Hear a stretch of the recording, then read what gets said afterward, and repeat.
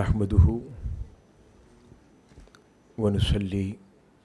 ونسلم على رسوله النبي الأمين المكين الحنين الكريم الرؤوف الرحيم أما بعد بسم الله الرحمن الرحيم.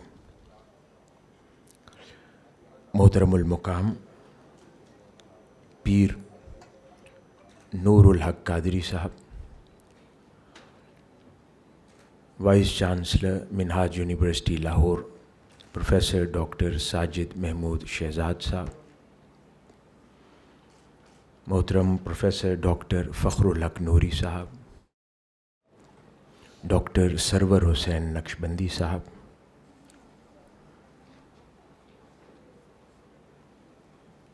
آج کی اس نہایت ہی پروقار اور خوبصورت کانفرنس کی زینت بنے جملہ معزز مہمانان گرامی، علماء کرام اور سخن نعت سے تعلق رکھنے والے ملک پاکستان اور باقی دنیا سے تعلق رکھنے والے معززین، مفکرین، شعراء اور نعت دوست، اشخاص، خواتین و حضرات، اللہ رب العزت کا فضل و کرم اور اس کا احسان ہے کہ جس نے اس سال بھی منہاج یونیورسٹی لاہور کو یہ توفیق بخشی کہ حضرت حسان بن ثابت سینٹر فار ریسرچ ان نعت لٹریچر میں کے زیر اہتمام اور نعت فورم انٹرنیشنل کے اشتراک سے عظیم الشان کانفرنس کا انعقاد کر سکے۔ اس پر میں نعت سینٹر کی جملہ انتظامیہ کو، جس میں بالخصوص ڈاکٹر سرور حسین نقشبندی صاحب اور محترم راشد حمید کلیامی صاحب، محترم وائس چانسلر صاحب، رجسٹرار صاحب اور وہ تمام معاونین جو کہ منہاج یونیورسٹی کے انتظامی ڈپارٹمنٹس ہیں، ان کی کوششوں اور کاوشوں کے نتیجے میں یہ چوتھا سال ہے کہ اس کانفرنس میں ہم لوگ شریک ہیں۔ اللہ رب العزت نے اس کو کامیابی سے نوازا۔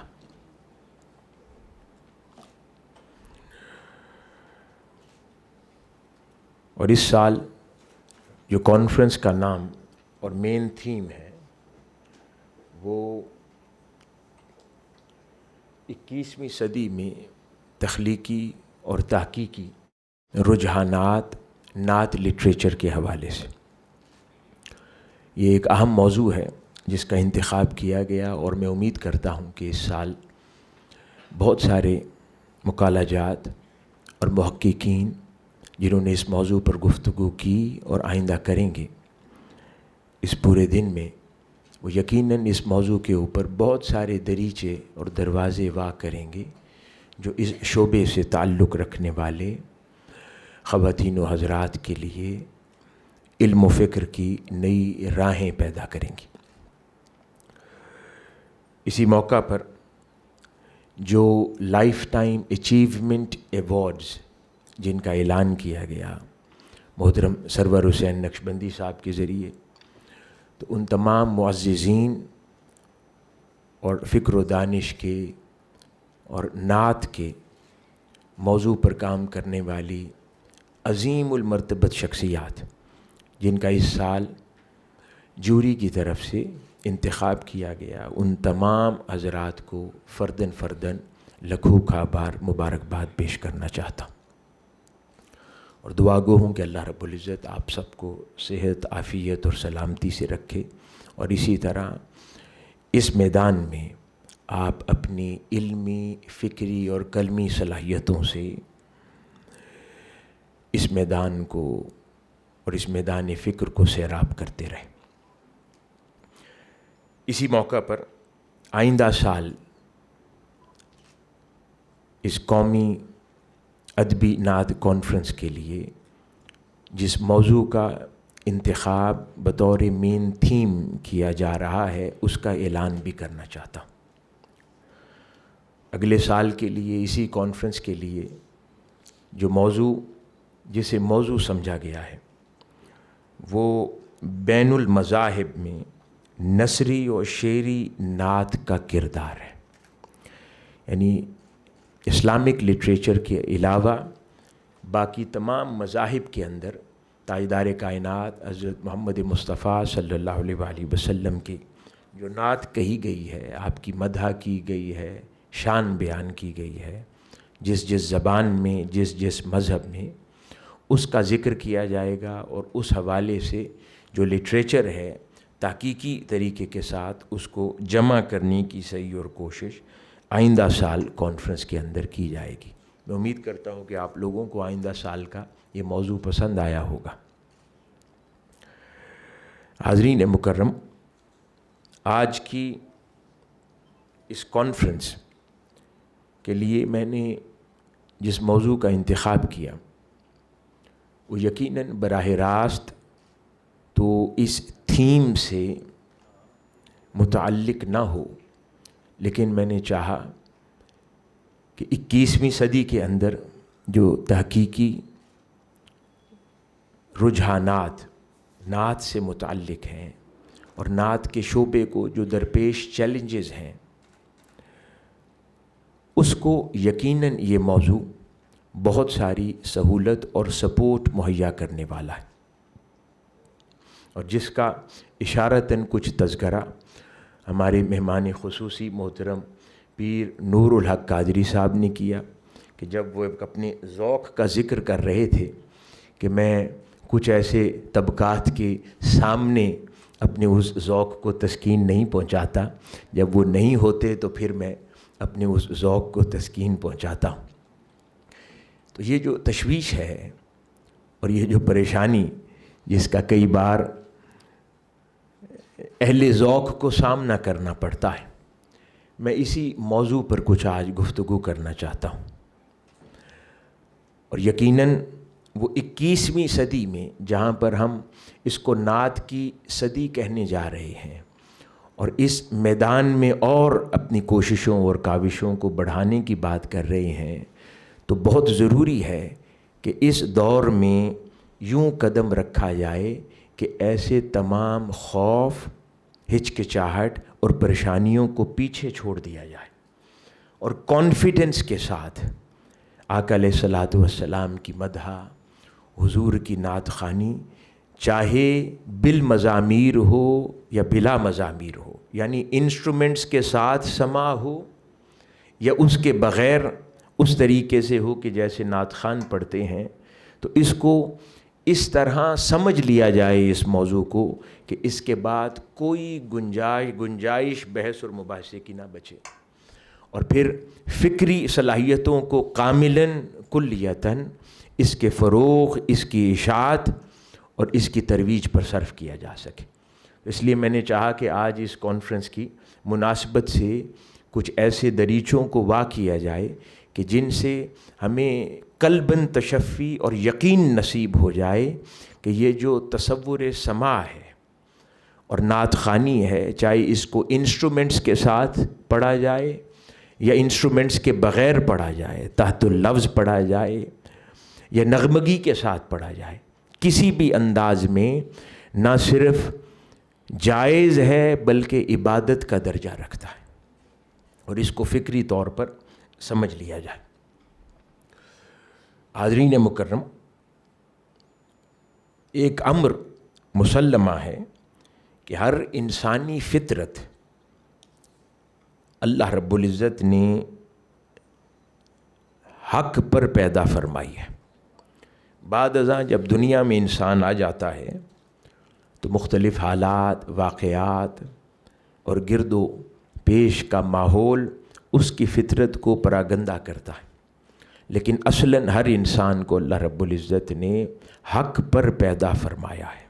جس کو فطرت سلیمہ بھی کہتے۔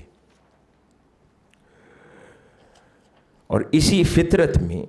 اللہ رب العزت نے وہ امور ودیت فرمائے ہیں انسان کو جو حق کے مخالف نہیں ہے، کیونکہ اللہ رب العزت نے انسانی فطرت کو اور اس فطرت کے بنیادی رجحانات کو جن کے ساتھ وہ پیدا کیا گیا ہے ان کو حق پر قائم رکھا ہے، اور دنیا میں آنے کے بعد وہ رجحانات اور اس کے ساتھ جڑے ہوئے نفس کے اثرات اس کے رجحانات کو پراگندہ کرتے ہیں اور تبدیل کرتے ہیں، لیکن اصلاً جو کچھ اس کی سرشت میں ہے وہ پاک ہے اور وہ اللہ رب العزت کی منشا اور ارادے سے ہوا کرتا ہے۔ انہی بنیادی اذواق میں سے اللہ رب العزت نے ہر انسان کی فطرت میں جذبہ عشق رکھا ہے، جس کو جذبہ محبت بھی کہتے ہیں۔ وہ کم یا زیادہ ہو سکتا ہے، یوں کہا جا سکتا ہے کہ کسی شخص کے اندر عشق و جذب کی کیفیت یا اس کا زور کم ہے، کسی کی شخصیت میں عشق و جذب کا زور زیادہ ہے، لیکن اصلاً اللہ رب العزت نے انسان کی وہ فطرت جس کے ساتھ اسے پیدا کیا جاتا ہے اس کے اندر جذبہ محبت رکھا ہے، اور اسی کا اشارہ قرآن مجید کی کئی آیات مبارکہ میں اللہ رب العزت جا بجا فرماتا بھی ہے۔ اعوذ باللہ من الشیطان الرجیم، جیسے کہ قرآن مجید میں ارشاد ہوا والذین آمنوا اشد حبا للہ، کہ ایمان والے وہ ہیں جو شدید محبت کرنے والے ہیں، یعنی ٹوٹ کے محبت کرنے والے ہیں، یہ بھی فرما دیا۔ کہیں پر ارشاد ہوا ان کنتم تحبون اللہ فاتبعونی، کہ اگر تم اللہ سے محبت کرتے ہو تو پھر میری اطاعت و اتباع کرو۔ اس طرح کے بہت سارے اور مقامات ہیں۔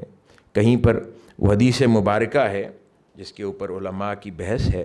جس میں اللہ رب العزت نے کے حوالے سے ارشاد فرمایا کہ میں ایک مخفی خزانہ تھا۔ علماء کرام کا اس کے اوپر ایک بحث ہے، بہر صورت یہ ایک موضوع ایگزسٹ کرتا ہے کہ میں ایک مخفی خزانہ تھا، پھر میں نے چاہا کہ میں پہچانا جاؤں تو میں نے پھر مخلوق کو تخلیق فرما دیا۔ تو اللہ رب العزت نے کائنات کی تخلیق کی بنیاد میں بھی چاہت کے تصور کو کار فرما رکھا اور قائم رکھا، جس کا نتیجہ ہے کہ اللہ رب العزت نے انسان کی فطرت کے اندر اس چاہت کو، جذبہ محبت کو اور عشق کو ہی بنیاد بنایا۔ یہاں تک کہ تاجدار کائنات صلی اللہ علیہ وآلہ وسلم کا اپنا فرمان ذیشان، جس میں آپ نے ارشاد فرمایا کہ ایمان محبت ہے، اور جس کے اندر محبت نہیں اس کے اندر ایمان نہیں، یعنی ایمان کو محبت قرار دیا۔ تو یہ وہ تمام روایات جو ہیں یہ دلیل فراہم کرتی ہیں اس بات کو کہ انسان کی فطرت میں اللہ رب العزت نے اظہار محبت رکھا ہے، اور اظہار محبت اور جذبہ اظہار محبت کے بغیر انسان کی وہ فطرت سلیمہ اور حق پر قائم فطرت نہیں کہلا سکتی۔ یہی وجہ ہے کہ محبت نہ ہو تو کوئی کیوں کسی کے آگے جھکے،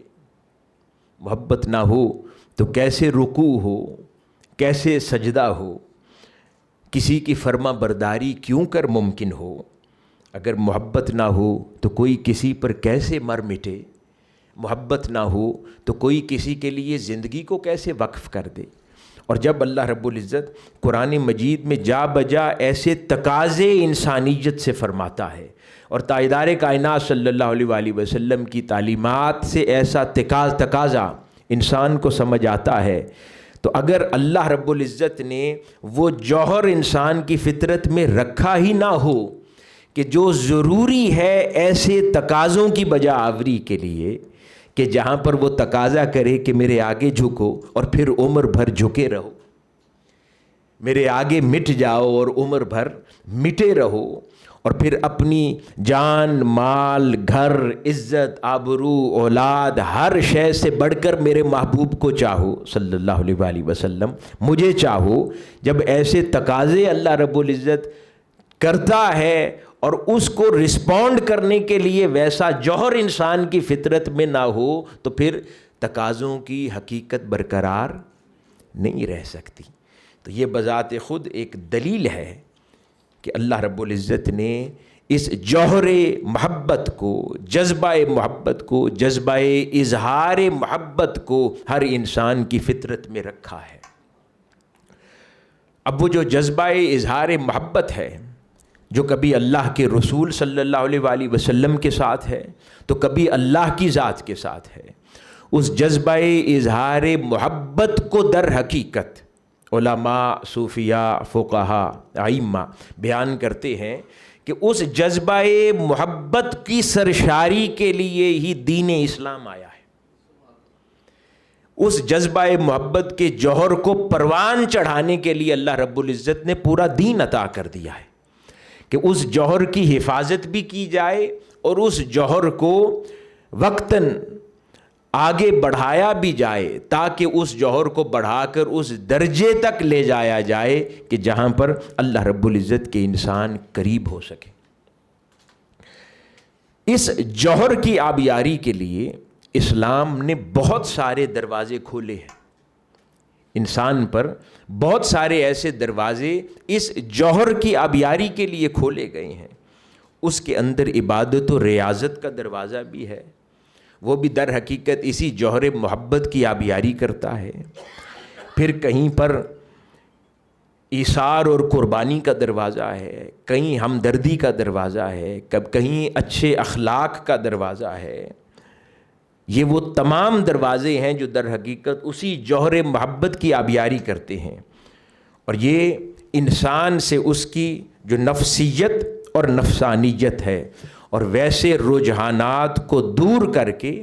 اللہ اور اس کے رسول صلی اللہ علیہ وآلہ وسلم کے قریب کرنے کا ذریعہ بنتے. انہی دروازوں میں سے، انہی ازواق میں سے، اسی فطرت میں بطور جوہر اللہ رب العزت نے شہر و سخن کا ذوق بھی رکھا ہے. یہ در حقیقت اسی جوہر کی آبیاری کے لیے اللہ رب العزت نے عبادت و ریاضت، ایثار و قربانی، ہمدردی، اخلاق حسنہ جیسے یہ وہ تمام عوامل ہیں، اہمیت کے حامل ہیں، ٹھیک اسی طرح اللہ رب العزت نے شعر و سخن کا ذوق، ادب کا ذوق، سماع کا ذوق، نعت کا ذوق، نعت لکھنے کا ذوق، نعت پڑھنے کا ذوق، نغمگی، گنگنانا، اظہار، یہ وہ تمام اذواق اسی طرح اہمیت کے حامل ہیں جن کو اللہ رب العزت نے انسانی فطرت کے اندر اس جوہر کی آبیاری کے لیے رکھ دیا ہے. تو اگر کوئی باقی تمام عوامل کو مانے اور اس ذوق کا انکار کرتا چلا جائے کہ یہ ذوق غیر اسلامی ہے یا یہ طرز اظہار غیر اسلامی ہے، تو یقیناً وہ اپنے اوپر اس جوہر کو آبیاری مہیا کرنے کا بہت بڑا دروازہ بند کر دیتا ہے، جس کو ہر ذی شعور نے اور جس کو اللہ رب العزت نے حکمت میں سے کچھ عطا کیا ہے، جس کو سمجھ آیا کہ یہ دروازہ کھول دینے سے بہت کچھ میسر آتا ہے، اس نے اپنے اوپر اس دروازے کو بند کر دیا. حاضرین مکرم، صحیح ذوق کی اہمیت کا اندازہ تو اس بات سے ہی لگایا جا سکتا ہے کہ صرف انسان ہی نہیں بلکہ اللہ رب العزت نے ہر مخلوق کے اندر یہ نغمگی اور شعر و سخن اور سماع کا ذوق رکھا ہے. اگر صرف یہ نفس کی طرف سے ہوتا اور برے خیالات اور وساوس کی طرف سے ہوتا، برے تصورات کی طرف سے ہوتا، یا فقط گناہ کی طرف مائل کرنے والا ہوتا، تو اللہ رب العزت یہ ذوق ان جاندار اشیاء میں نہ رکھتا کہ جن کو اللہ رب العزت نے انسان کی طرح باقی بہت سارے امور سے پاک رکھا ہے. وہ صرف فطرت کے مطابق چلتے ہیں، تو در حقیقت یہ اللہ رب العزت کا پیدا کرتا ہے. مثلاً سانپ کا مرلی کی آواز پر عاشق ہو جانا، اونٹ کا بانگ چرس پر مست ہو جانا، گائے اور بھینس کا بانسری کی آواز پر مسرور ہو جانا، یہ ضرب المثل ہے، یہ کہی جاتی ہیں اور یہ حقیقت بھی ہے. تو اس کا مطلب ہے کہ کچھ نہ کچھ حقیقت اس نغمگی میں، گائیکی میں، اس اظہار سخن میں، اظہار محبت میں، اس سما میں چاہے بالمزامیر ہو یا بلا مزامیر ہو، کچھ نہ کچھ اللہ رب العزت نے اس میں ضرور رکھا ہے کہ انسان کی فطرت میں یہ پائی جاتی ہیں. یہاں تک کہ جو سورہ اسرافیل ہے جس نے قیامت سے پہلے پھونکا جانا ہے، تو اس کو بھی کہنا بیجا نہ ہوگا کہ وہ بھی راگوں کی انتہا ہوگا. گائیکی میں راگوں کی انتہا ہوگا، ایک سما کی انتہا ہوگا کہ جس اسرافیل کے اس سور، یعنی وہ پھر بالمزامیر ہے، انسٹرومنٹ پر پھونکا جائے گا، اور اس کے ذریعے جو آواز پیدا ہوگی وہ اتنے کمال پر ہوگی اپنے فن کے کہ جو کوئی زندہ ہوگا وہ اس آواز کے سحر میں موت اس پر واقع ہو جائے گی. یعنی اس سخن کی ایسی انتہا ہوگی. اور پھر سورہ اسرافیل کا دوسرا نغمہ جب گایا جائے گا، جب پھر سے سور پھونکی جائے گی، تو ہزاروں لاکھوں سال کی نیند اور مردگی میں سوئے ہوئے لوگ پھر اس ایک نغمے کی پکار پر اور ایک آواز پر یکسر پھر اٹھ کھڑے ہوں گے اور رقص کرتے ہوئے محشر کے میدان کی طرف جانا شروع ہو جائیں گے. تو یعنی وہ ایک ایسا کمال ہوگا فن کا اور سما کا کہ ایک نغمے سے موت واقعہ ہو جائے گی اور دوسرے نغمے سے پھر وہ یکسر کھڑے ہو جائیں گے اور پھر جذب و مستی کی کیفیت میں ناچتے ہوئے رقص کو نہ محشر کی میدان کی طرف اپنے محبوب حقیقی کے دیدار کی طرف جائیں گے. تو وہ بھی در حقیقت اسی فطرت کی عکاسی کرتا ہے کہ جو فطرت سخن اللہ رب العزت نے انسان کے اندر رکھا ہے. اور اس فن کو اور اس کے اندر پائے جانے والی حکمتوں کو صوفیاء کرام سے زیادہ کسی نے نہیں سمجھا. اسی لیے تو جب صوفیاء کرام کی صحبت و مجلس میں بیٹھتے ہیں اور بزرگان دین کے اس کتب اور لٹریچر کا مطالعہ کرتے ہیں تو وہ عموماً اس فن، اس سخن اور اس ذوق کو 4 قسموں میں تقسیم کر دیتے ہیں. اور وہ کہتے ہیں کہ یہ جو حسن سخن ہے یہ 4 قسم کا ہے. اس کے اندر حسن صورت بھی ہے، حسن صوت بھی ہے، حسن کلام بھی ہے اور حسن حرکت بھی ہے. حسن صورت میں وہ صورت یار ہے کہ جب انسان کوئی ایسا کلام کہتا ہے یا پڑھتا ہے تو اس کی تصور کی نگاہوں میں صورت یار بستی ہے. اگر نعت پڑھی جا رہی ہے تو تاجدار کائنات صلی اللہ علیہ وآلہ وسلم کا خیال اس کی نگاہوں میں مچلتا ہے، بستا ہے. تو وہ حسن صورت ہے. پھر حسن کلام ہے، وہ عام زندگی چاہے قرآن مجید ہی کیوں نہ ہو، حسن کلام وہ کہتے ہیں کہ شعر ہے، کہ جب بھی آپ کلام کو شعری رنگ دے دیں تو اس کلام کے اندر جو حسن پیدا ہو جاتا ہے وہ نثر میں نظر نہیں آتا. تو حسن کلام شعر ہے. حسن حرکت، اس کے بعد وہ کہتے ہیں آگے جو حسن صوت ہے وہ نغمگی ہے، وہ لحن ہے، وہ ذوق ہے، وہ اس کی آواز کا سوز ہے، جس انداز سے وہ کلام کہا جاتا ہے اور بیان کیا جاتا ہے. اور حسن حرکت یہ ہے کہ جب یہ تینوں چیزیں جمع ہو جائیں اور دل اور انسان کا باطن وجد کو نہ ہو جائے اور رقص کو نہ ہو جائے، جھوم اٹھے، جوش میں آئے. یہ الگ بات ہے کہ کچھ لوگ صبر کرتے ہیں لیکن ان کا دل وجد کو نہ رہتا ہے، اور کچھ لوگ ضبط نہیں کر پاتے تو وہ وجد ان کے جسم پر طاری ہو جاتا ہے. تو دونوں صورتوں میں وہ کہتے ہیں کہ یہی تو حسن حرکت ہے کہ یار کی محبت میں کوئی جھوم اٹھے، چاہے اس کا وجود ضبط کے حدود میں قائم رہے لیکن اس کا دل جھوم اٹھے، اس کا دل واری واری جائے، جھوم اٹھے، گھومنے لگ جائے، فریفتہ ہو جائے، دیوانہ بن جائے، اس کا باطن ایسے تصورات میں گم ہو جائے. اسی کو وجد کہتے ہیں اور صوفیاء کرام اس کو حسن حرکت کہتے ہیں. اب یہ جو تصور عموماً پایا جاتا ہے کہ کئی علماء کرام نے جو سما ہے اس کے اوپر اس کے حلال ہونے پر کلام کیا، کسی نے کہا اس کے حرام ہونے پر کلام کیا. اب اس سما میں صوفیاء کے ہاں تو تاجدار کائنات صلی اللہ علیہ وآلہ وسلم کا ذکر پاک ہی ہے، اللہ کی محبت ہی ہے، تو سما تو یہی ہے، تو وہ نعت کی شکل ہے۔ تو اگر کچھ نے کلام کیا، کسی نے اس کی حرمت پر بات کی، کسی نے خاموشی رکھی، مختلف طرح کے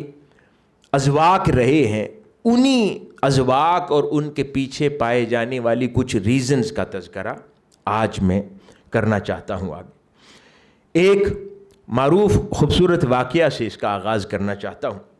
جس کو حضرت شاہ ولی اللہ محدث دہلوی رحمۃ اللہ علیہ نے اپنی کتاب انفاس العارفین میں بیان فرمایا۔ وہ فرماتے ہیں کہ میرے والد گرامی حضرت شاہ عبد الرحیم رحمۃ اللہ علیہ، وہ حضرت خواجہ قطب الدین بختیار کاکی رحمۃ اللہ علیہ کے مزار اقدس پر بیٹھے تھے،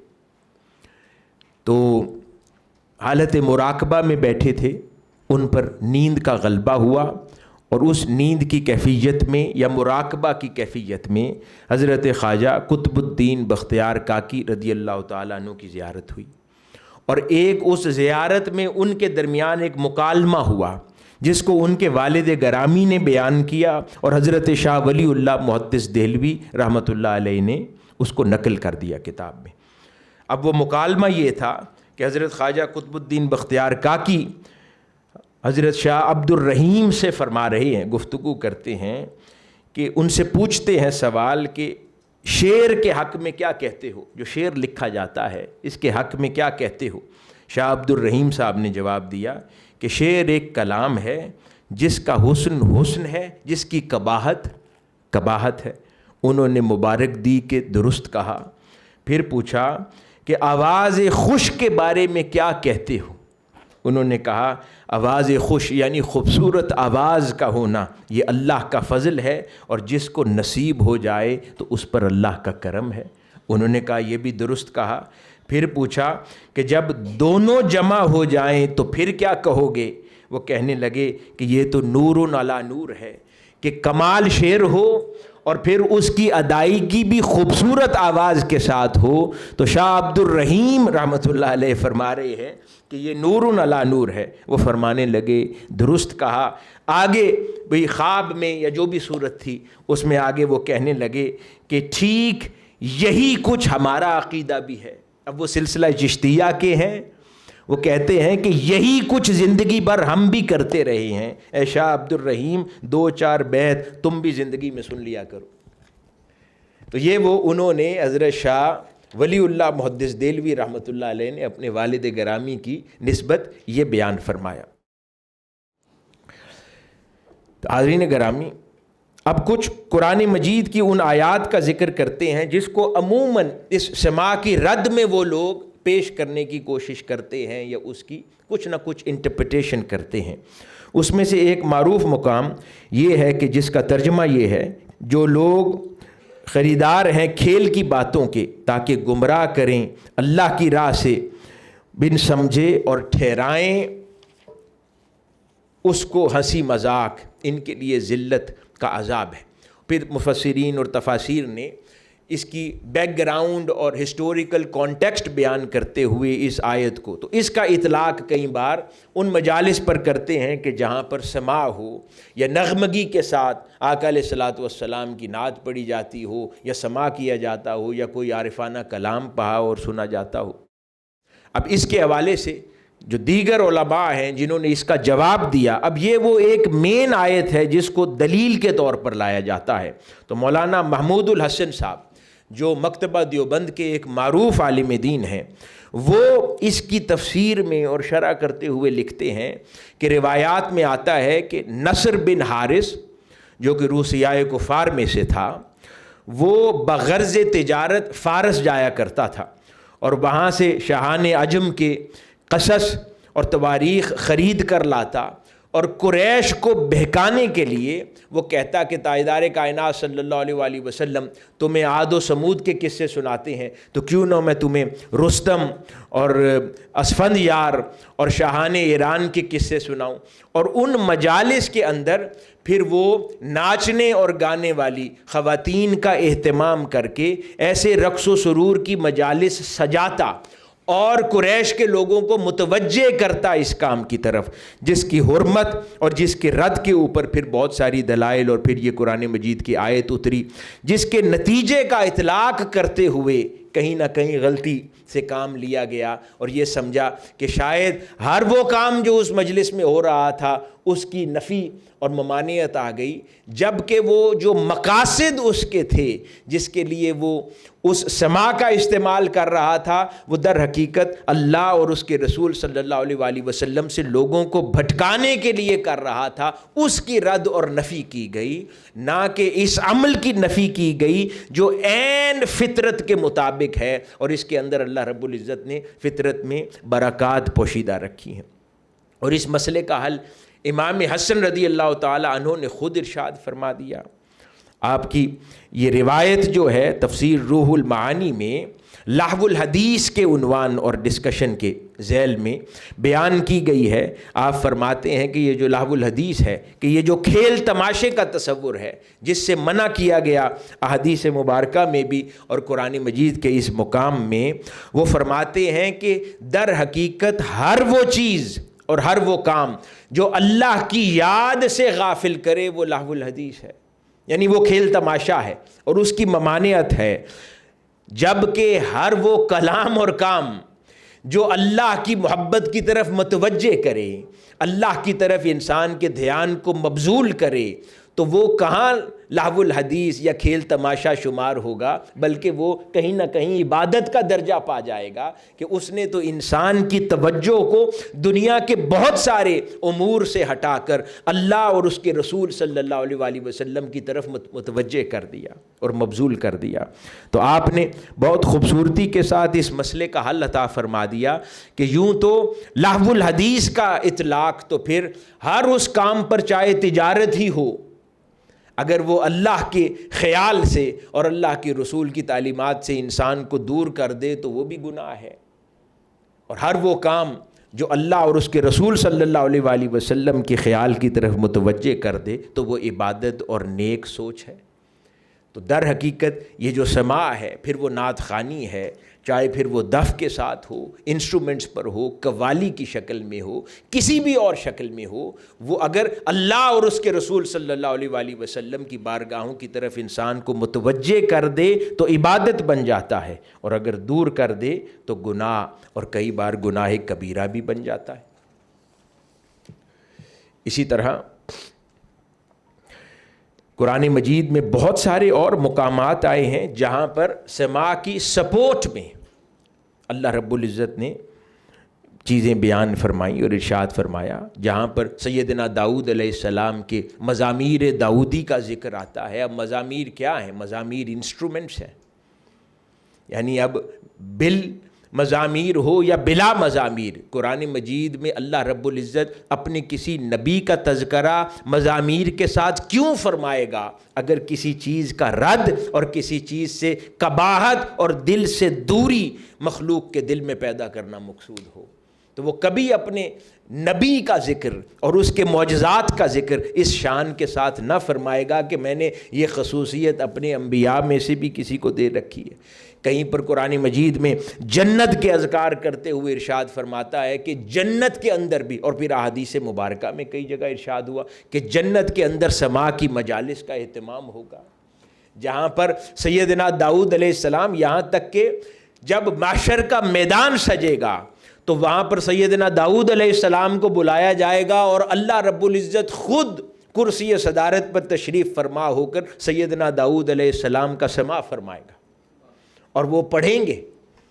اور وہ ذکر سنایا جائے گا اور اللہ رب العزت سنے گا۔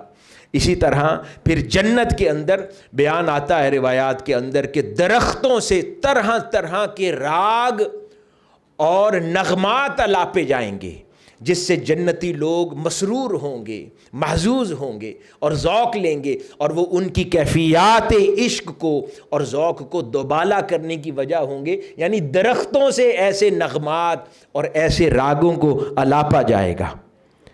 اسی طرح کسی جگہ پر اللہ پاک ارشاد فرماتا ہے خوشخبری دے دو ان لوگوں کو جو قول سنتے ہیں اور اس کے حسن کا اتباع کرتے ہیں، اور یہ وہ لوگ ہیں جن کو اللہ نے ہدایت دی ہے۔ صوفیاء کرام تو اس مقام کی بھی تفسیر اسی قول لفظ سے وہ تصور قوال کو سمجھتے ہیں۔ قوال کہتے ہی اس کو ہے جو بہت قول بیان کرنے والا ہو، تو وہ کہتے ہیں کہ یہ سماع کا تصور ہو یا پھر نعت خوانی ہو جو اللہ اور اس کے رسول صلی اللہ علیہ وآلہ وسلم کا قول بیان کرے اور سننے والوں کی توجہ کو اللہ اور اس کے رسول صلی اللہ علیہ وآلہ وسلم کی طرف متوجہ کر دیں، تو وہ کہتے ہیں اس سے زیادہ خوبصورت عمل ہی اور کیا ہے۔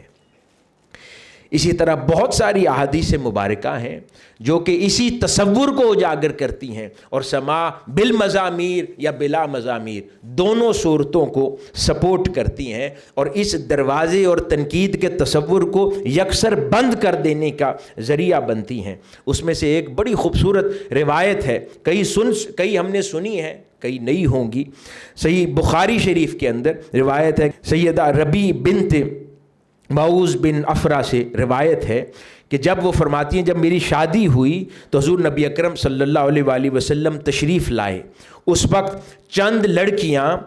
دف بجا رہی تھیں اور کلام پڑھ رہی تھیں میرے پاس۔ تو جب ایک لڑکی نے آقا علیہ الصلوۃ والسلام کی آمد ہوتے دیکھی تو کلام پچھلا ترک کر کے ایک مصرع پڑھا، اور اس کا مفہوم یہ تھا کہ ہمارے درمیان ایک نبی ایسے بھی ہیں جو کل کی باتیں بتاتے ہیں، یعنی مستقبل کی خبریں دیتے ہیں۔ اس پر آقا علیہ الصلوۃ والسلام نے فرمایا کہ اس مصرعے کو چھوڑو اور جو پہلے پڑھ رہی تھی وہی پڑھتی رہو۔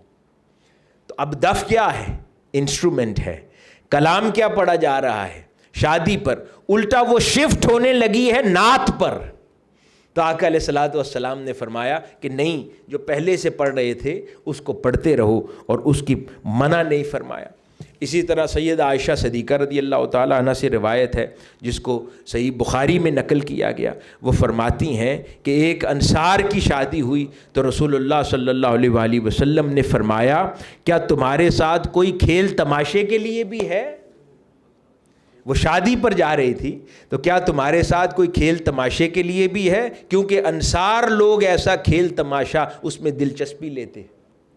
یعنی اس کی تائید فرمائی، اور اس جو فطرت کے ذوق ہے اور اس کی آبیاری کو سپورٹ فرمایا آقا علیہ الصلوۃ والسلام نے اپنے اس فرمان ذی شان سے۔ ایک اور موقع پر سیدہ عائشہ صدیقہ رضی اللہ تعالی عنہا تشریف فرما ہیں، عید کا دن ہے، اور کاشانہ رسالت صلی اللہ علیہ وآلہ وسلم میں آپ فرماتی ہیں کہ آقا علیہ الصلوۃ والسلام چادر اوڑھے تشریف فرما ہیں، آرام فرما ہیں، اور کچھ انصار کی بیٹیاں سیدہ عائشہ صدیقہ رضی اللہ تعالی عنہا کے پاس بیٹھی عید کے کچھ گیت گا رہی ہیں اور پڑھ رہی ہیں۔ تو اچانک سیدنا ابو بکر صدیق رضی اللہ تعالیٰ عنہ داخل ہو جاتے ہیں اور کہتے ہیں کہ کاشانہ رسالت میں یہ کیا کر رہے ہو؟ ڈانٹا تو آقا علیہ الصلوۃ والسلام نے اپنے چہرہ اقدس سے چادر ہٹا کر فرمایا اے ابو بکر ان کو چھوڑ دو، ہر قوم کا ایک عید ہوتی ہے جس پہ وہ خوشی مناتے ہیں، اور آج یہ ہماری عید ہے۔ اب یہ سماع بالمزامیر ہو رہا ہے کاشانہ رسالت صلی اللہ علیہ وآلہ وسلم کے اندر، اور وہاں پر ذکر ہو رہا تھا، پڑھا جا رہا تھا مختلف ادوار میں لڑے جانے والے جو غزوات تھے اور جنگیں تھیں، پرانی غزوات نہیں جنگیں تھیں، ان کے اندر ہونے والے واقعات کا ذکر کیا جا رہا تھا۔ یہ میں نے چند مثالیں دیں۔ اس طرح احادیث مبارکہ کے لٹریچر میں اور صحیح احادیث کے لٹریچر میں ایک اتنا بڑا عدد ہے کہ جو اس پورے تصور کو سپورٹ کرتا ہے اور اس بحث کے دروازے کو بند کرنے کی وجہ بن جاتا ہے۔ آگے چلتے ہیں، پھر فقہائے اربع، چاہے امام اعظم ابو حنیفہ ہوں، امام شافعی ہوں، امام احمد بن حنبل ہوں، اسی طرح امام مالک ہوں، کسی کے ہاں اس انداز کے اندر سماع بالمزامیر یا بلا مزامیر کبھی رد نہیں کیا گیا، بلکہ یہاں تک بزرگان دین اور ائمہ نے لکھا کہ اگر کوئی دلیل پیش کرتا ہے اور سماع کے تصور کا رد کرتا ہے پرنسپلی، تو یہ جہالت کی بنیاد پر ہی ہو سکتا ہے، کسی صحیح روایت کے اوپر نہیں ہے۔ کیونکہ اگر یہ کسی صحیح روایت پر ہوتا تو ہمارے بزرگ اور ہمارے اسکالرز کبھی وہ عمل نہ کرتے جس سے اللہ اور اس کے رسول صلی اللہ علیہ وآلہ وسلم نے منع فرمایا۔ میں چند اگزامپلز دے کر پھر آگے چلتے ہیں. کئی صحابہ کرام کے ہاں یہ معمول تھا. حضرت امیر معاویہ ہوں، حضرت عمرو بن عاص ہوں، یہ روایت کرتے ہیں کہ ہم دونوں حضرت عبداللہ بن جعفر طیار جو کہ مولا علی شیر خدا رضی اللہ تعالیٰ عنہ کے بھتیجے ہیں، ان کے پاس بیٹھ کر ہم عود، ایک اور انسٹرومنٹ تھا، اس کے اوپر سماع کرتے تھے اور اس کو پسند کیا کرتے تھے. ایک آلہ سماع تھا. اور اسی طرح حضرت عبداللہ بن جعفر کے بارے میں معروف ہے کہ ایک جنگ ہوئی اور جنگ کے نتیجے میں جو قیدی بن کر آئے ان میں کچھ لوگ اچھا پڑھنے والے تھے. مولا علی شیر خدا رضی اللہ تعالیٰ عنہ نے ان کو حضرت عبداللہ بن جعفر رضی اللہ تعالیٰ عنہ کی طرف بھجوا دیا کہ اس کو سماع کا ذوق ہے. تو کوئی ایسا عمل کیسے ممکن ہے کہ اللہ کے رسول نے ناپسند فرمایا ہو اور ان کے صحابہ کرام اس کو زندگی میں جاری رکھتے. اسی طرح حضرت امام ابراہیم بن سعد جو کہ امام بخاری کے بھی اساتذہ میں سے ہیں اور امام شافعی کے اساتذہ میں سے بھی ہیں، اپنے شاگردوں کو ان کا معمول تھا کہ وہ جب حدیث کی مجلس ہوتی اور درس حدیث دینے والے ہوتے اس سے پہلے اپنے شاگردوں کو سماع سنایا کرتے، کلمات، نغمات، نعتیں سناتے تاکہ ان کا دل نرم ہو جائے اور اس کے بعد ان کی توجہ پھر تاکہ حدیث کے اس درس کی طرف مبذول رہے. وہ یہ عمل باقاعدگی کے ساتھ کیا کرتے تھے. اسی طرح ایک اور جلیل القدر ہستی ہیں حضرت عتبہ رضی اللہ تعالیٰ عنہ صحابہ میں سے. وہ فرماتے ہیں کہ ایک دن یہ جو شعر ہے اور سخن ہے، ایک دن میں نے نہایت ہی خوبصورت انداز میں ایک ایسا شعر سنا کہ مجھ پر یہ، اب یہ صحابی ہیں، مجھ پر یہ کیفیت طاری ہوئی کہ میں نے اتنی زور سے تالی بجا دی اس جوش اور کیفیت کے اندر کہ میرے ہاتھوں سے خون آنے لگ گیا. اب وہ یقیناً یہ وجد کی کیفیت تھی کہ جو ایک شعر سننے کے نتیجے میں ان پر طاری ہو گئی اور اس کا انہوں نے تذکرہ کیا اور بیان فرمایا. اسی طرح حضرت حسان بن ثابت رضی اللہ تعالیٰ عنہ کے بارے میں امام اصفہانی روایت کرتے ہیں کہ وہ پسند کرتے تھے حضور کی نعت اور سماع کو بالمزامیر. وہ انسٹرومنٹس کے ساتھ آقا علیہ الصلوۃ والسلام کی نعت کو سننا پسند کیا کرتے تھے سیدنا حسان بن ثابت رضی اللہ تعالیٰ عنہ. اسی طرح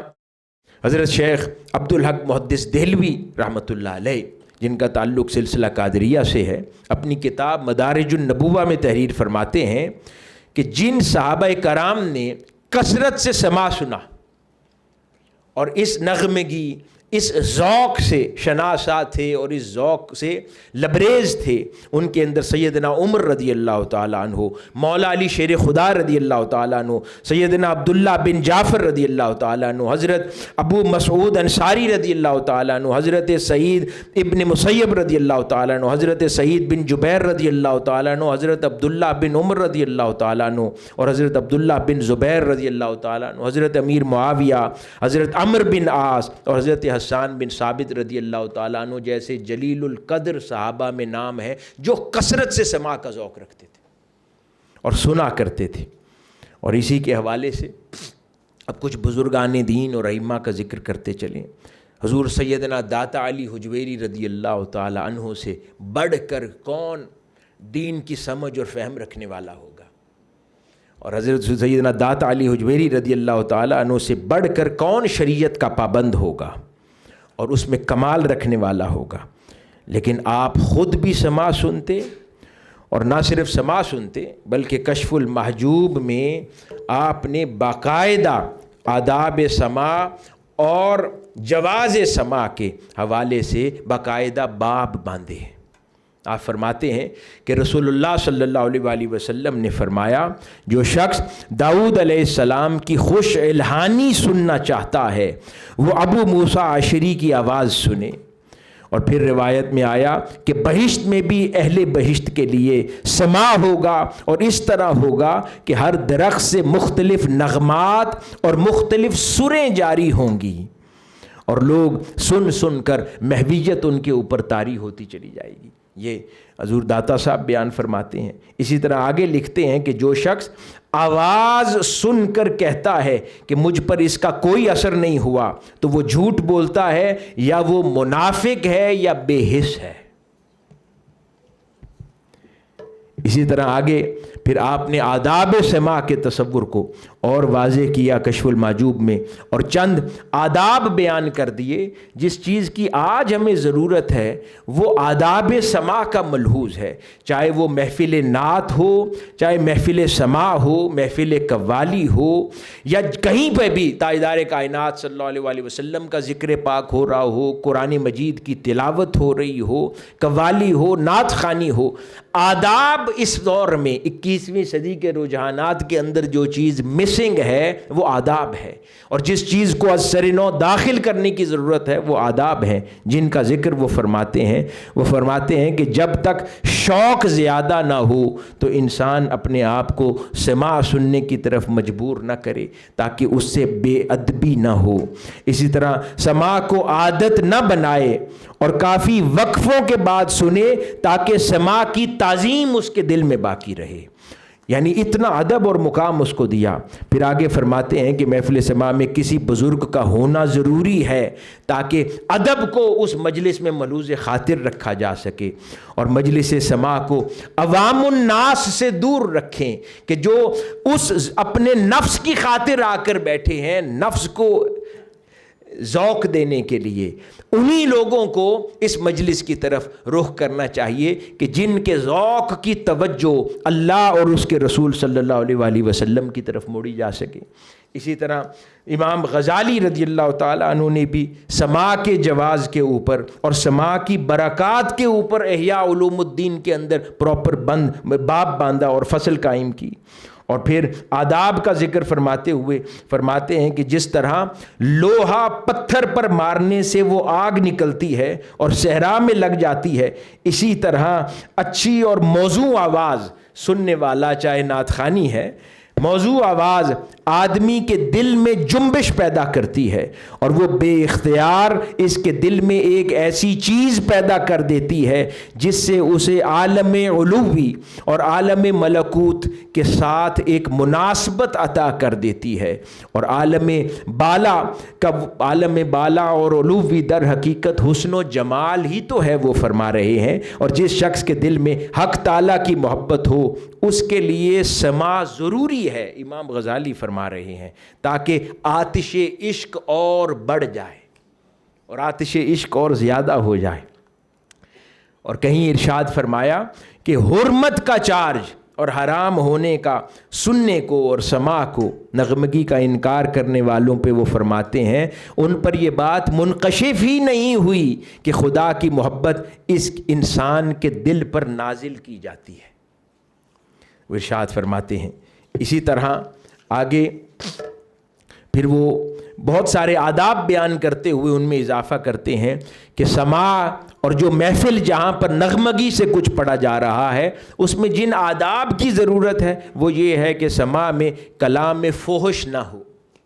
یعنی ایسا کلام جو اللہ اور اس کے رسول صلی اللہ علیہ وسلم کی طرف متوجہ کرے وہ جائز ہے۔ آگے فرماتے ہیں سماع ایسی جگہ پر ہونا چاہیے جہاں عوام الناس کا گزر نہ ہو۔ پھر فرماتے ہیں کہ وقت ایسا ہونا چاہیے جہاں پر کوئی اور شرعی مجبوری آڑے نہ آئے، یعنی وہ نماز پڑھ چکا ہو اور باقی تمام فرائض کی ادائیگی سے فارغ ہو چکا ہو تاکہ اللہ رب العزت کی نافرمانی اس کے آڑے نہ آئے۔ پھر اس کے لیے جائز ہے کہ وہ ایسا سماع کرے، محفل نعت میں بیٹھے، محفل قوالی میں بیٹھے، جو اس کی توجہ کو اللہ اور اس کے رسول صلی اللہ علیہ وسلم کی طرف متوجہ کر دیں۔ چند اور حوالے دے کر بات کو ختم کرتا ہوں۔ حضور سیدنا غوث العظم شیخ عبد القادر جیلانی رضی اللہ تعالیٰ عنہ، جو کہ سردار اور امام ہیں تمام اولیاء کے اور بالخصوص سلسلہ قادریہ کے۔ اب کئی لوگوں کا یہ خیال ہے کہ شاید سلسلہ قادریہ میں سماع کی اجازت نہیں ہے، اور حضور سیدنا غوث العظم رضی اللہ تعالیٰ عنہ نے اس کو ناپسند فرمایا۔ تو آج اس خیال کا ازالہ بھی میں اس مجلس سے کرنا چاہتا ہوں کہ سیدنا غوث العظم رضی اللہ تعالیٰ عنہ نے نہ صرف سماع کو جائز قرار دیا بلکہ خود بھی فرمایا، معمول نہیں تھا لیکن آپ نے اپنی ذوق کی کیفیات کے اندر اس سے برکات سے استفادہ فرمایا اور اس کو جائز قرار دیا. اور حضور سیدنا غوث العظم رضی اللہ تعالیٰ عنہ نے اپنی معروف کتاب غنیۃ الطالبین کے اندر آداب سماع پر مستقل باب قائم فرمایا ہے. تو کوئی کسی ایسے سبجیکٹ پر کیوں آداب تعلیم ارشاد فرمائے گا کہ جو کام ہو ہی حرام مثلاً؟ تو اس کے آداب لکھنے کی تو کوئی وجہ ہی باقی نہیں رہتی. آداب تو اسی شے کے لکھے جاتے ہیں کہ جس کو کوئی جائز شمار کرتا ہو اور اس کا ادب سکھایا جا رہا ہو. آگے ارشاد فرماتے ہیں کہ فقیر کو چاہیے کہ سماع سننے کے لیے اپنے آپ کو عمدن آبادہ نہ کرے. اگر مجلس سماع پر گزر ہو تو ادب سے بیٹھے اور اپنے دل کو پروردگار کی یاد میں مشغول کر لے اور ان کا خیال کبھی فراموش نہ ہونے دے اور اس سے محظوظ ہو. اور جب مشائخ کی مجلس میں بیٹھا ہو تو فقیر کو چاہیے کہ اپنے جسم کو وجد سے اور جوش سے حتی الامکان کنٹرول کرے اور ان بزرگوں کا احترام اپنے اوپر لازم رکھے. اور اگر کسی صورت اس پر حال کا غلبہ ہو جائے تو وہ معذور ہے، اور اگر حال اتر جائے تو پھر سے مؤدب ہو کر اس مجلس کے اندر بیٹھ جائے. ایسے آداب. اور پھر فرمایا کہ اگر کسی مجلس میں محفل کے اندر کسی پر حال طاری ہوتا دیکھیں اور یوں سمجھیں کہ یہ بناوٹی ہے تو آداب سماع میں سے یہ بھی ہے کہ اس سے بھی چشم پوشی کر لی جائے، یعنی اس کو یہ احساس نہ دلایا جائے کہ یہ بناوٹی عمل کر رہا ہے، انلیس کہ کوئی کسی اور طریقے کے ساتھ کسی کو یہ احساس دلوا سکے. اور خود کب سنا آپ نے؟ حضرت شاہ ابو المعالی قادری لاہوری رحمۃ اللہ علیہ، جلیل القدر سلسلہ قادریہ کے مشائخ میں سے ہیں، لاہور میں آپ کا مزار ہے. وہ اپنی کتاب میں ارشاد فرماتے ہیں کہ حضرت شیخ عمر بزار رحمۃ اللہ علیہ، شیخ علی رحمۃ اللہ علیہ، شیخ بقا رحمۃ اللہ علیہ، شیخ ابو سعید فتاوی رحمۃ اللہ علیہ اور دیگر مشائخ اکٹھے ہو کر بقصد زیارت حضور سیدنا غوث العظم شیخ عبد القادر جیلانی رضی اللہ تعالیٰ عنہ آپ کی خدمت میں حاضر ہوئے. اور حضور سیدنا غوث العظم رضی اللہ تعالیٰ عنہ اس وقت قوال بنا کر ان سے سماع فرما رہے تھے. ان ساروں نے بیان کیا اور وہ اپنی کتاب میں نقل کرتے ہیں اور فرماتے ہیں کہ اچانک سنتے سنتے آپ کے اوپر جوش کا غلبہ ہوا اور کیفیت میں کھڑے ہو گئے حضور سیدنا غوث العظم رضی اللہ تعالیٰ عنہ، اور آپ کے احترام میں باقی مشائخ بھی کھڑے ہو گئے. جب وہ کیفیت تھوڑی ختم ہوئی تو وہ علماء حضور سیدنا غوث العظم رضی اللہ تعالیٰ عنہ کی خدمت میں عرض کرنے لگے کہ حضرت یہ کیا ہے کہ قرآن مجید کی تلاوت تو آرام سے بیٹھ کر سنی گئی، لیکن اچانک اس کیفیت میں سماع کے اندر اس جوش کا غلبہ سمجھ نہ آیا. تو آپ فرمانے لگے کہ در حقیقت جوش کا اور حال کا طاری ہو جانا دو وجوہات سے ہوتا ہے، ایک سخن خوش کی وجہ سے ہوتا ہے اور ایک ذکر عشق کی وجہ سے ہوتا ہے کہ انسان پر یہ کیفیت طاری ہو جاتی ہے. اور فرماتے ہیں کہ اگر کوئی خوش الحان قاری ہو اور وہ خوبصورت آواز کے ساتھ سورت یوسف کی تلاوت کرے تو ایسی کیفیت میں انسان تلاوت سے بھی مبتلا ہو جاتا ہے. اور اگر کوئی ایسے قصص اور محشر کے عذاب کا ذکر کیا جا رہا ہو قرآن مجید میں تو انسان پر خوف اور رقت طاری ہوتی ہے. اور اسی طرح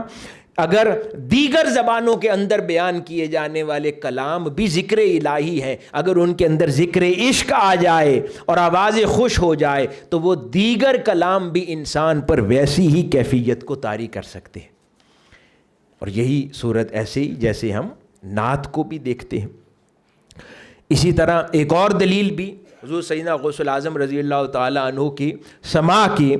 اس تصور کی دلیل کے طور پر آپ کے اپنے پوتے سے مل جاتی ہے. آپ کے پوتے تھے حضرت جمال اللہ، شیخ جمال اللہ، وہ بڑی طویل عمر انہوں نے پائی. تو کچھ علماء بغداد کہتے ہیں کہ ہم ان سے ملنے کے لیے گئے. وہ بستام کے جنگلوں میں کبھی وقت گزارتے اور کبھی بستام شہر میں وقت گزارا کرتے اور طویل عمر پائی. تو وہ فرماتے ہیں کہ ہم نے ایک دن ان سے پوچھا کہ حضرت آپ کی عمر کیا ہے؟ وہ فرمانے لگے انسان کامل کی حیات اور ممات یکساں ہے، میں نے اس پر کبھی غور نہیں کیا. تو پھر وہ پوچھا،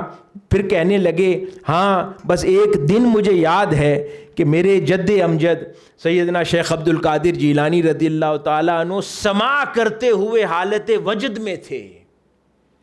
اور مجھے نے انہیں بغلگیر کر لیا اور اس کیفیت کے اندر انہوں نے مجھے لمبی عمر کی دعا دے دی.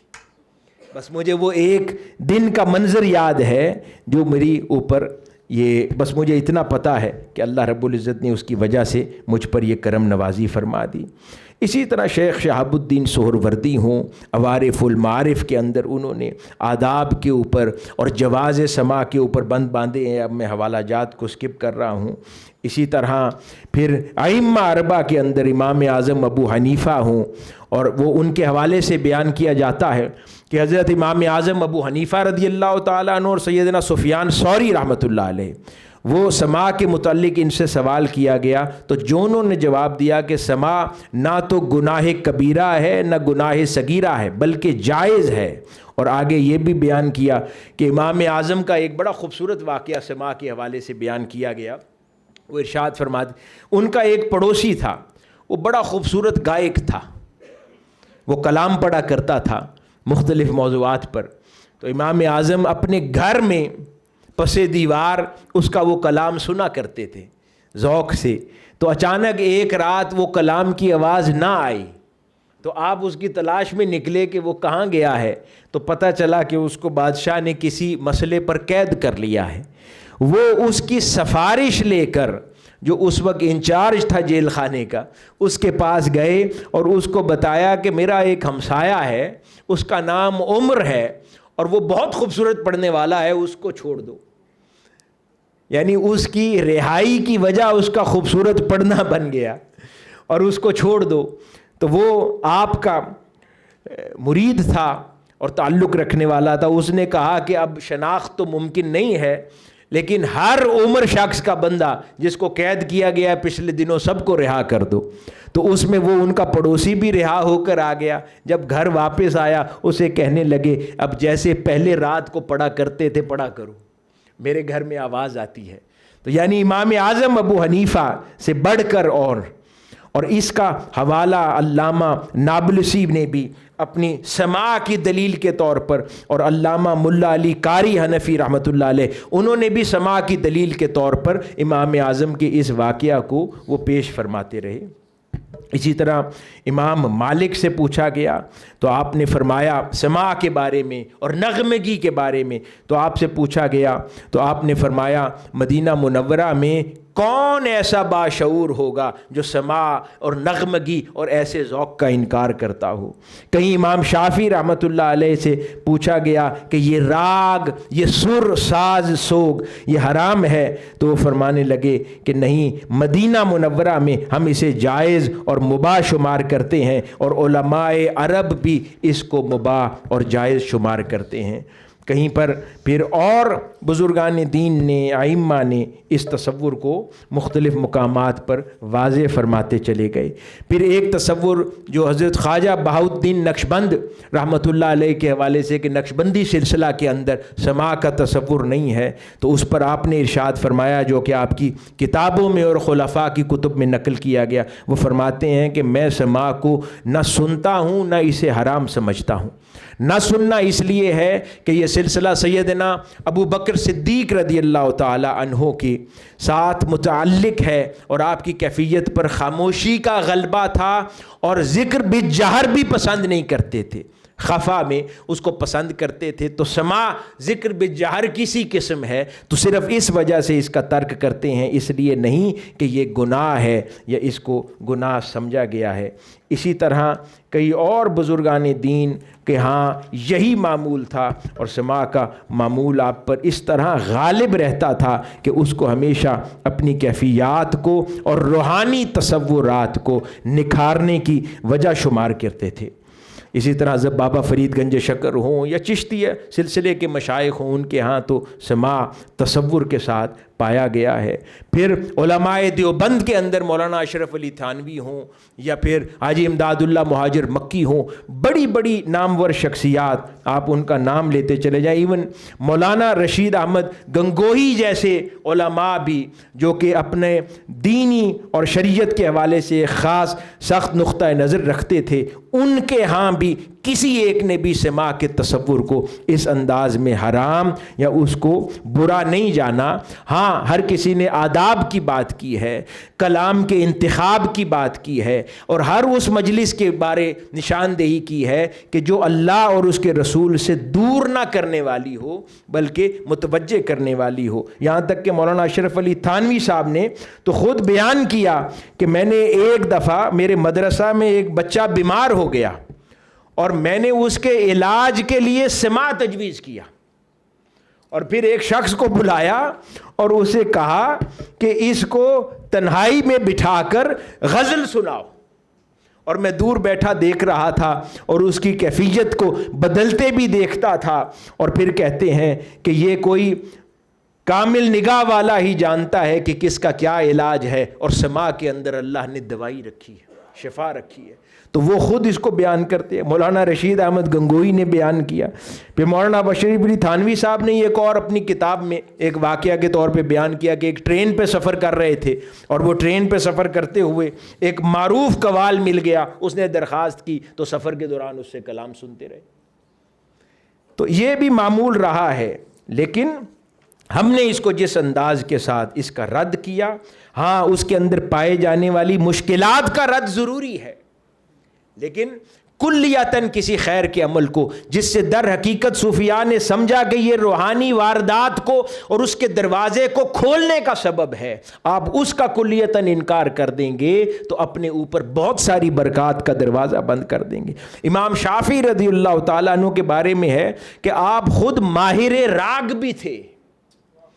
ایک دن ایک شخص آپ کے پاس سے گزرا، آپ گزرے تو وہ شخص بیٹھا رو رہا تھا، پوچھا کہ کیا ہوا بیٹے؟ امام شافعی کا گزر ہو۔ وہ کہنے لگا ایک راگ مجھے بہت پسند تھا، آپ کے شہر میں ایک بڑا معروف آدمی یہاں رہا کرتا تھا، وہ راگ اس سے سیکھنے کے لیے طویل مسافت سے آیا، ابھی تھوڑے لیسنز ہوئے تھے کہ وہ مر گیا، اب نہ جانے وہ راگ مجھے کون سکھائے گا۔ فرمانے لگے آؤ کچھ عرصہ ہمارے پاس رہو۔ وہ رہا اور اس کو وہ راگ سکھا کر اس پہ ماہر کر کے روانہ کر دیا۔ اور آخری واقعہ بس بیان کر کے بات کو ختم کرتا ہوں۔ حضرت امام احمد بن حنبل رضی اللہ تعالی عنہ خود محفل سماع میں تشریف نہ رکھا کرتے ایک معمول سے، لیکن اس کو آپ نے کبھی حرام قرار نہ دیا۔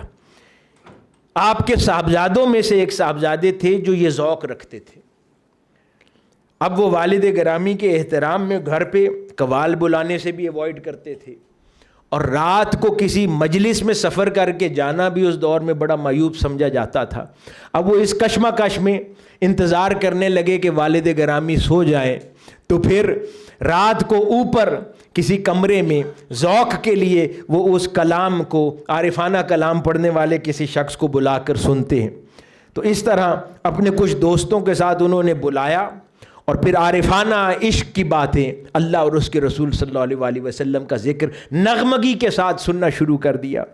تو یہاں تک کہ کیفیت ایسی بنی کہ وہ مجلس آؤٹ آف کنٹرول ہو گئی، وجد طاری ہو گیا، اور اس وجد کی کیفیت میں قوال بھی اور سننے والے بھی ان کی آہ و فغاں بلند ہونے لگ گئی، اور یہ احساس جاتا رہا کہ امام احمد بن حنبل رضی اللہ تعالیٰ عنہ آرام فرما ہے۔ اچانک جب صاحبزادے کو یہ خیال آیا کہ کہیں میرے والد گرامی اٹھ نہ گئے ہوں، وہ دوڑا نیچے سیڑھیوں کی طرف، اور سیڑھیوں سے جب نیچے دیکھا تو امام احمد بن حنبل وجد کی حالت کے اندر رقص کو نہ تھے۔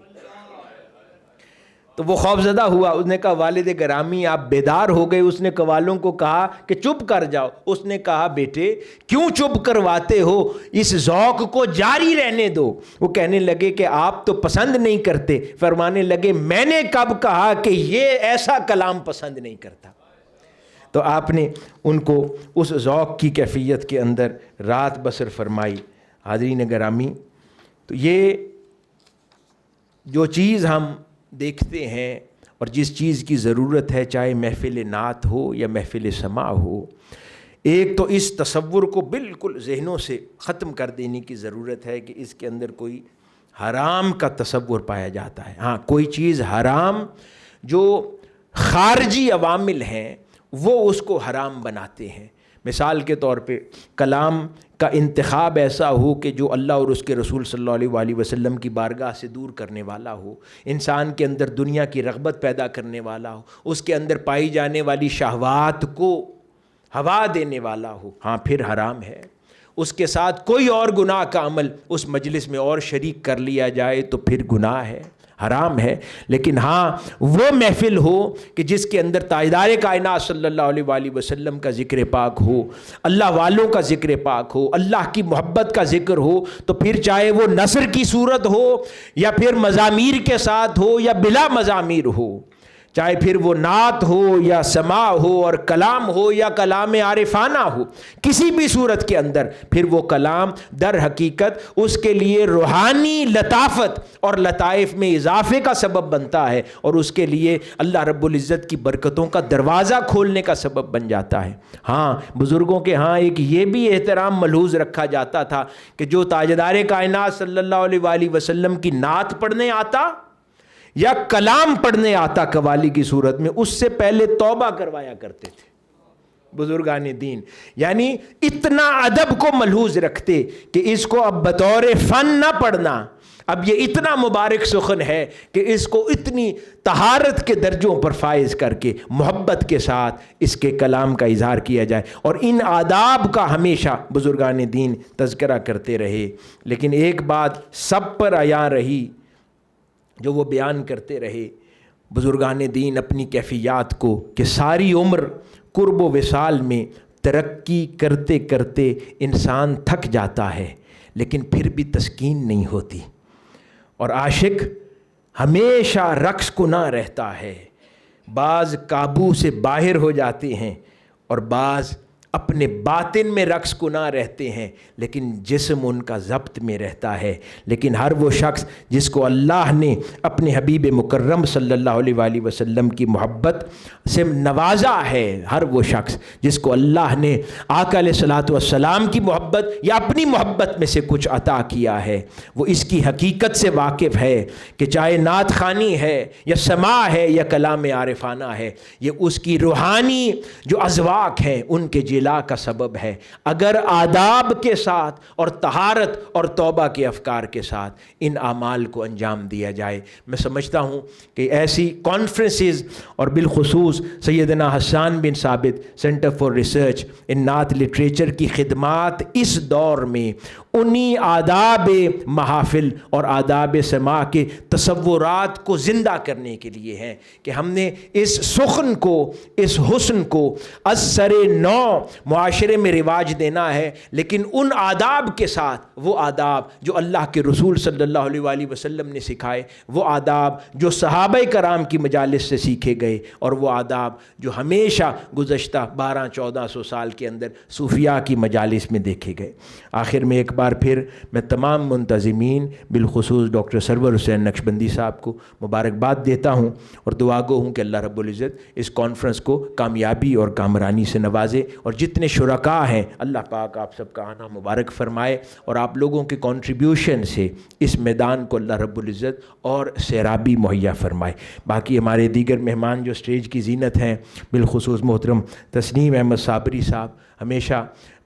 رونق بڑھانے کی وجہ بنتے ہیں ایونٹس کی، اور ہمارے محترم پروفیسر مجید صاحب جن کو آج انہوں نے بہت خوبصورت گفتگو فرمائی، اور ان کی آمد کو بھی اللہ پاک مبارک کرے، اور وہ تمام مہمانان گرامی جو یہاں تشریف فرما ہیں، اللہ پاک آپ سب کا آنا مبارک فرمائے اور قبول فرمائے۔ والسلام وما علینا الا البلاغ۔